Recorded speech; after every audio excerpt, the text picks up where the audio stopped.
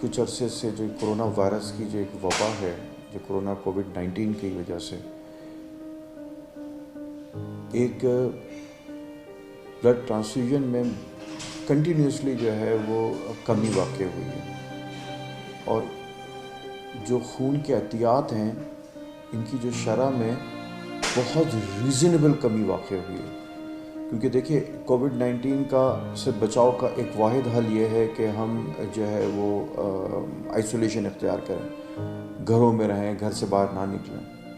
اور یہ بالکل صحیح بات ہے، اور اس کا بہت آسان اور ایک واحد سلوشن یہی ہے۔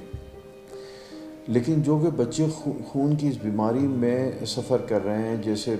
بیٹا تھیلیسیمیا ہو گیا، ہیموفیلیا ہے، اور خون کی ادر بیماری ہیں جہاں پہ جو بلڈ ٹرانسفیوژن ہے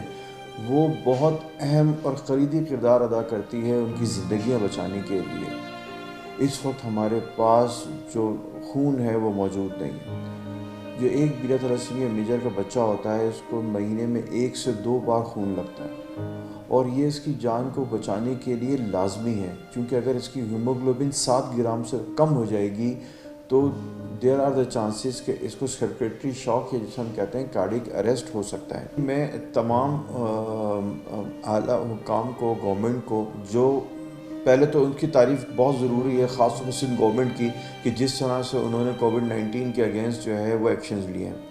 ہمارے سی ایم صاحب نے ایک ایگزامپل قائم کی ہے کہ یہ کہ how they going to control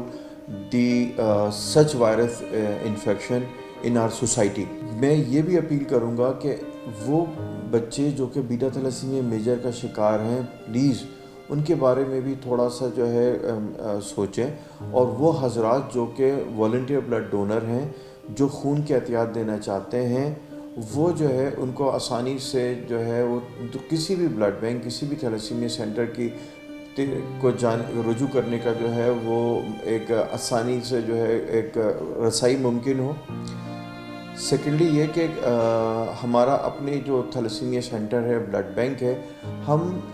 آپ کے گھر پہ آ کے بھی آپ کے خون کا عطیہ لے سکتے ہیں۔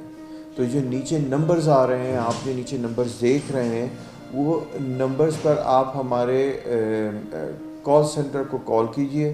ہمارا ایک شعبہ اطلاعات موجود ہے جو کہ آپ کو آگاہی فراہم کرے گا، اور آپ اپنے خون کے عطیات سے ان بچوں کی زندگی بچا سکتے ہیں۔